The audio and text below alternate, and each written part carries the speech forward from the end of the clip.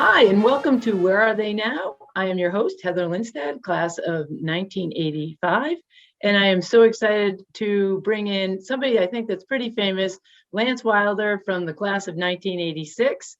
Lance from California, how are you doing today? Doing fine. We're actually having a hot Southern California day.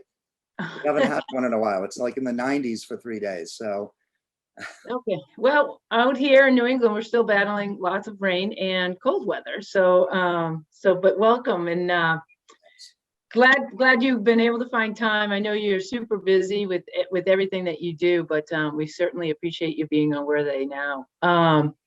So again, this take me back. I when I talk to artists, and it's one of those things that I'd love to say I'm creative, but I'm not.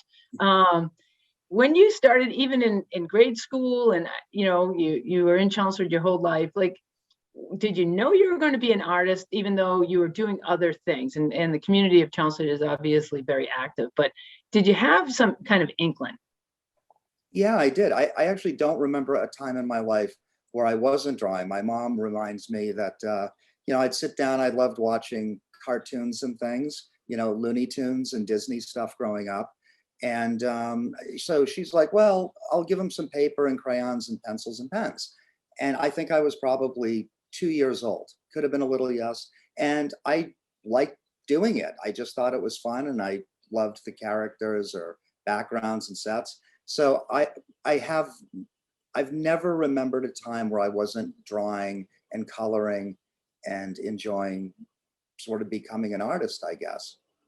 Now, did that come from your family? I mean, your mom could grab you crayons and stuff like that, but is it something that is in your family, your parents, or anybody that kind of Um, inspired you either, or was it just you?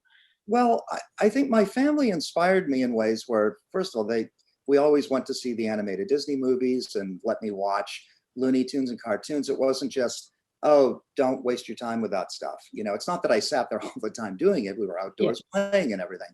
But yeah. I always really enjoyed it. And I enjoyed great television comedies and films and things like that. And so did my parents and my family. And I had a great aunt who was an amazing painter. She was involved with the Chelmsford Art Society and that for many years. She's not a blood relative, but that was an influence. And I remember even as a kid, we'd go on family trips. And I remember, going to like Norman Rockwell's house and museum. And I'm a huge Norman Rockwell fan.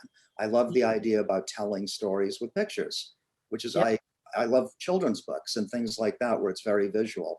And animation, I found, is very similar. It's just, instead of having a 32-page book at the end that's telling a story, the characters are moving and there's a whole team of people telling a story or a comedy or whatever.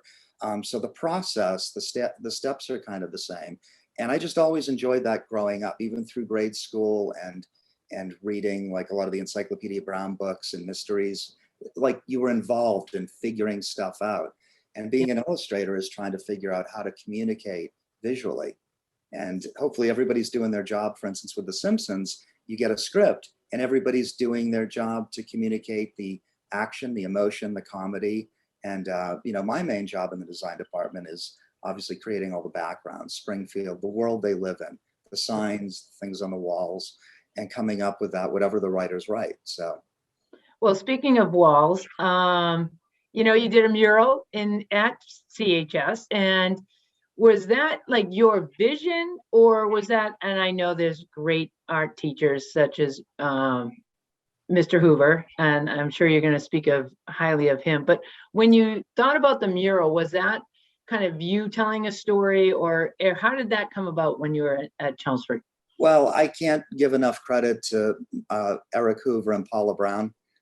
Miss Brown. The two of them were tremendous, and I'm not the only one that says that. We had Right. many friends and people over the years. They were just incredible. It was like having 3 or 4 years of a college course before we got to college.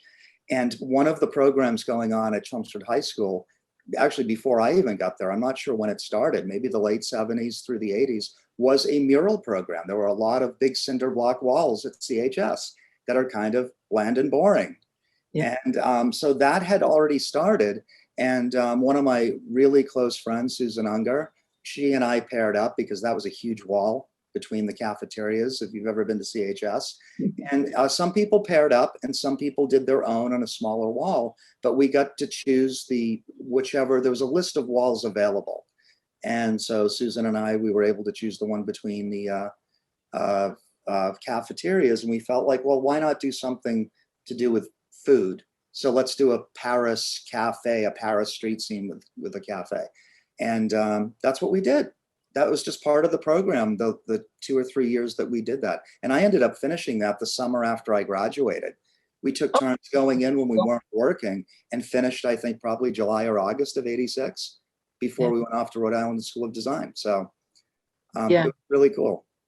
But when you were doing those kind of projects at Chelmsford and taking those classes, it had to be also other teachers though that were inspiring to say like, okay, it seems like this is your path, Lance, you're going into the art, but were there others that tried to just inspire you to continue with the success in different ways? Yeah, I think any of the teachers that knew me, I know like Mr. Jeff Doherty, I had him for 2 years in English and I really liked him. He was big with reading and was a very enthusiastic teacher. You know, the class wasn't boring. Very involved. You know, the students, we all had a good time and we were learning. But I think especially as I went on to junior and senior year of art school, I was in the advanced art where what we were doing is putting a portfolio together to get into college and entering art shows and things like that to gain that experience. And that ended up taking a lot of our time, especially junior and senior year. I mean, I worked part-time. I loved baseball and basketball a little bit. I was never that good, but it was fun playing with my friends and getting exercise and stuff. Don't get a lot of exercise sitting in a chair 50 or 60 hours a week. Trying. But my hands are great. But I think, you know, a lot of my friends and family had just kind of always known that I love to draw. And I guess I have a sense of humor. I loved a lot of the great comedies and dramedies growing up. That had an impact on me. I mean, I loved Looney Tunes for the silliness and crazy creativity of it, but I also really loved Disney for the beautiful theatrical artwork and the drama and stuff like that. It was sort of both. So it's just so strange. The timing just happened to fall into place in the late '80s that animation was coming back. And The Simpsons was part of that comeback, along with Roger Rabbit and the original Family Dog. And Disney decided to start doing things old school, like The Little Mermaid. It turned everything around, and suddenly people were interested in doing television and film production. Right toward 1988, '89, and '90, when I was, you know, getting into my senior year at RISD. So yeah, as you were building your portfolio, and you've talked about it a little bit here, and even on The Simpsons, but you're putting yourself out there. And what is that like? And you know what I mean? And I we'll talk about what's behind me, but when you do something like that, like, do you take deep breath? Like, how is that when you put something out there? Because it's all about presenting yourself without words. Yeah, it can be a little nerve-wracking. I remember going into Boston for some of the big art shows. A lot of different schools, a lot of the best, you know, guys and girls, you know, putting out all kinds of artwork. You know, I mainly, since I was a kid, I love working in pencil and pen and ink. I joke with my parents, it's probably because we didn't get a color TV until I was in junior high school. So I feel like black and white, I always love that. I mean, I do love color, obviously, and Norman Rockwell's beautiful paintings and all this stuff. But I was always really into detail and putting a lot of things into my artwork. And yeah, I don't want this to sound wrong. I think I didn't have a confidence about a lot of things, but I think I had a pretty good, not a cockiness, but a confidence that I loved what I did. And often it didn't come out right and I'd have to rework it. It's a learning process to grow as an artist. But I think I was reaching a point where my family and friends were pretty constructively critical with me, like if they loved something or like, oh, you could do this, or maybe you could have done that or whatever. And I appreciated that. I appreciated that people cared about what I was doing or what I wanted to do when I went into had an idea or a project to do, including the teachers and my friends at, you know, Chelmsford High School. And we kind of pushed each other. You know, it was great being in a class of a lot of talented people. I actually love that. I tell my kids that I'd rather be kind of the one of the least talented people in an amazing group of people than, you draw everything and everybody's like, wow, that's amazing. Like, that's incredible. Like, kind of like, oh, you're the best or one of the best.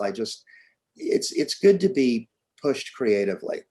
I love music as well, and my boys are into music, and I've often told them that to really don't worry about doing it wrong. Do it because you love it, and just go for it. Really, like, whatever it takes. It's a figuring out process.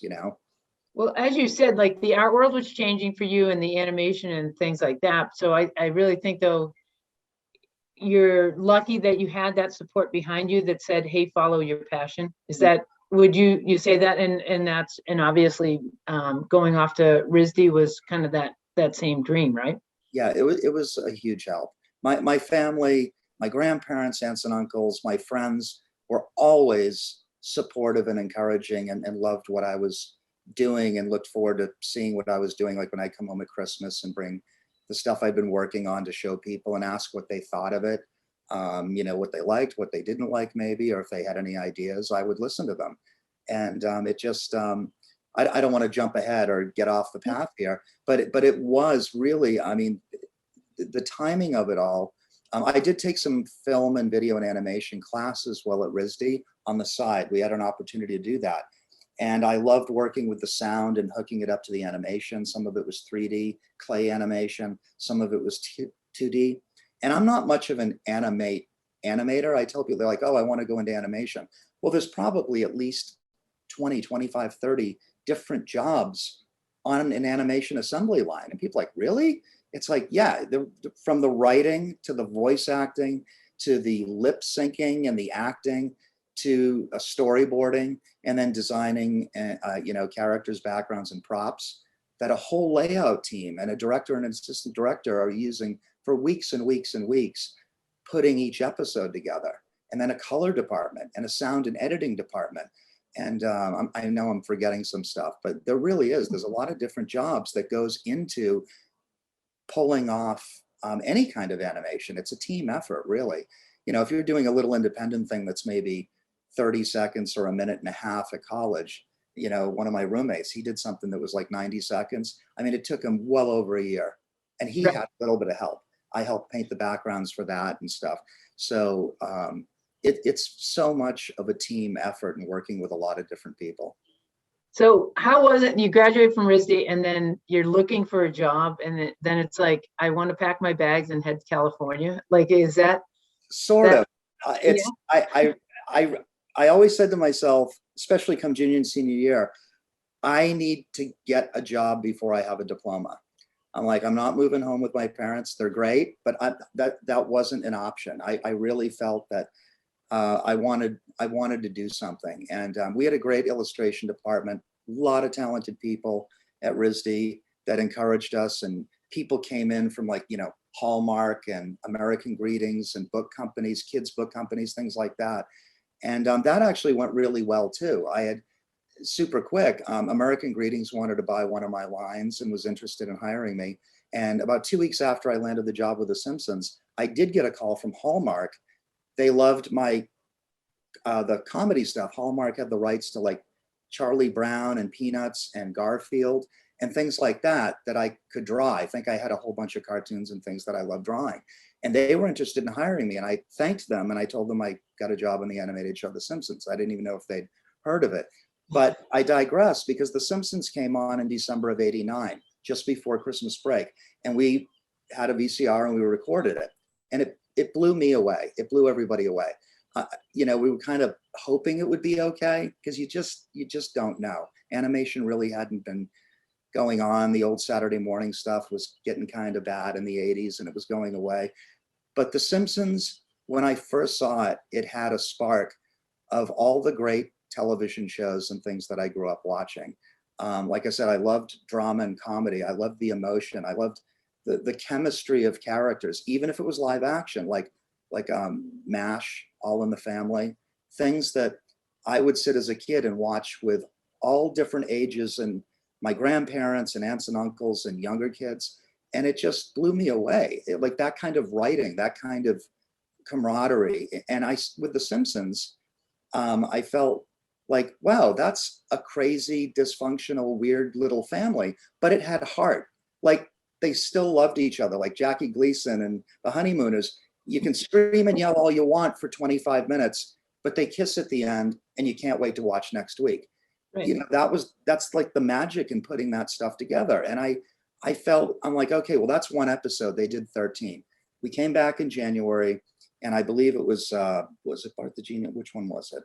I forget if it was Bart the Genius, where he cheats on a test. And then there were the others. And then we watched that one and recorded it.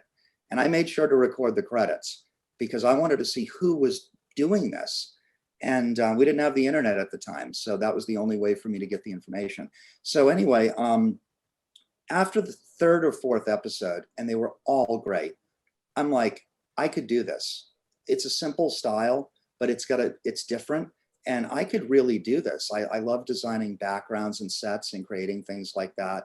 And really quickly went through the credits and saw who did what. Production manager, the studio in Hollywood at the time, Klasky Chupo, who would end up creating Rugrats, The Wild Thornberrys, things like that. So I contacted the production lady there, Pamela Clybring Thompson, who I'm still in touch with, and she was fantastic. To make a long story short, they said, I found out on Entertainment Tonight that they picked up a second season and they were going to do at least 24 episodes. And I'm like, that's it. This show's great. I really believe that this show has that chemistry and those elements that it could absolutely go 5 years and 100 episodes. I believe that. Truly. People joked about it when I showed up there, but I said no. And then when we got picked up for a third, fourth, and fifth season, they were popping the champagne and stuff. I mean, most people in animation weren't experiencing stuff like that back in 1990, 91. Right. And they're like, oh, you were right. You're right. I'm like, hey, it's a great show. This is fun. You know, these are great characters. The voice actors are great. And the writing is fantastic. And that gives the foundation for the animators to do something great with that. And so anyway, she sent me the tests. I failed all 4, so to speak. And I didn't know what I was doing. That's what it was. And she called, and I felt my heart sink. And about 2 seconds later, I called her back and I said, look, I know I can do this. I love doing buildings, architecture. I know perspective, creating like the world they live in, the stores, the church, Moe's Bar. I can do that. I love doing that. And so she said, tell you what, Lance, I said, can you tell me what they liked and what they didn't, the directors? And she said, okay. You know, I was being persistent, but not pushy and not rude. It was that fine line that Pam has often said, like, you did it just right. And of course, I didn't know what I was doing, but anyway, she FedExed me a background layout test and a background design test. And in a nutshell, they asked me to design the break room for the power plant and the double-decker Springfield Mall. And I did those two. And I had it all ready to go to FedEx the next morning. I did all this in about 36 hours or something. I told her I'd do it quickly. And I felt, I kind of had this weird dream, like, you know, just like, Lance, do an extra background that shows you really know perspective. You really know how to draw. You know the style of the show. I could watch the videos. I could see how the power plant looked. I decided to come up with this 3-point perspective, looking up the stairs and all the pipes and things like that in the power plant. And so I did one more the next morning. I did it, put it all together, and I sent it to her. And I told her it was coming. And gosh, it wasn't more than 2 days later, she called back and said, Lance, you're in. When can you start? And I said, what? And she said, yeah, not only did you follow the director's direction, what they told you to do and what they told you not to do, you did it perfectly. And you added this extra design that shows clearly you know how to draw and you know the style of the show. And I said, well, I graduate like June 1st or 2nd. I need a few days, but the first week of June, I'll pack a bag and go out there. I'll have to find a place to live, but I'll go out there. So I did. I went to the new invention at the time was the fax machine. And so I filled out some paperwork to lock it in. I had to make sure And when I got there, I finished the other paperwork back the first day I showed up. But that was it. And I called my parents and I told my advisor in the illustration department. And I guess word kind of, went like wildfire. And I'm like, well, I had just turned 22. So I guess it was like probably the second week of May. So I'm like, well, 2 or 3 weeks till graduation. And I've got a job ready to go the beginning of June in Hollywood, doing this little animated show that a lot of people had not even heard of. A lot of people didn't even know what I was talking about. Exactly. Weird, but it's true. So professionally, I mean, obviously there's highlights. So there's a couple of highlights in your career.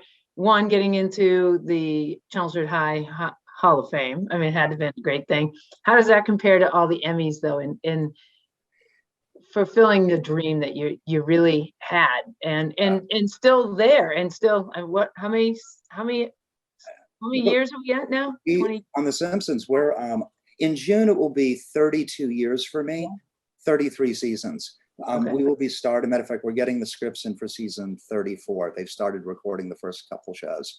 So probably in the next few weeks, we'll start season 34. That's all we're signed through, but the ratings are great. The reviews are great. The scripts are great. And Disney Plus is loving it because, yeah, people are watching. Again, the numbers are up. The new shows are fantastic. My kids and their friends like the new shows. Right. Yeah. So is it Emmy versus the Hall of Fame, though? I mean, can you tell?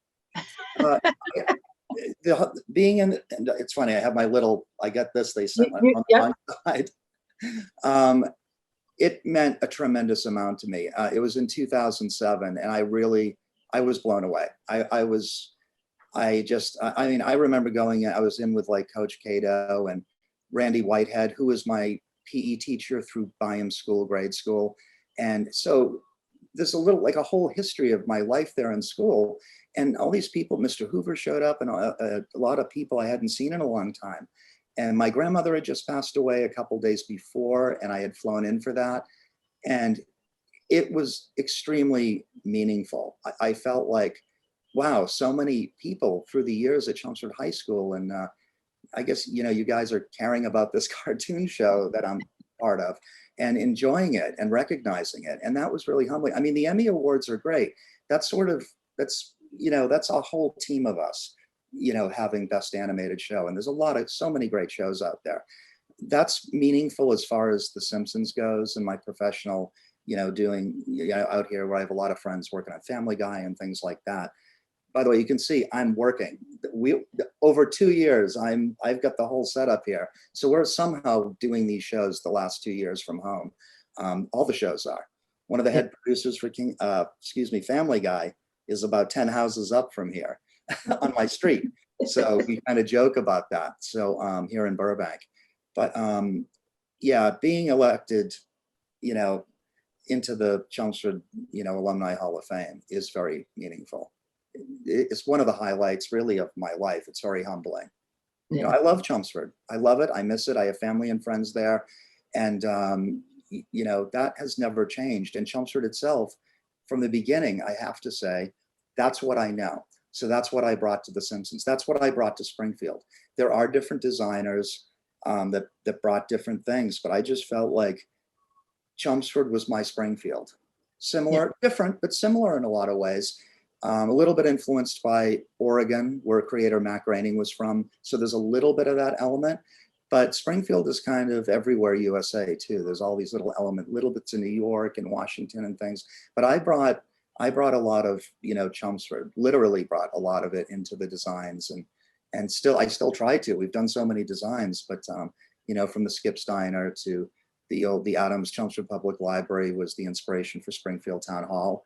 And then we popped, Monticello, Thomas Jefferson's Monticello from Charlottesville, on the Chelmsford Public Library. That's the Springfield Town Hall. I know a lot of people know that, but I came up with it and they're like, that's great.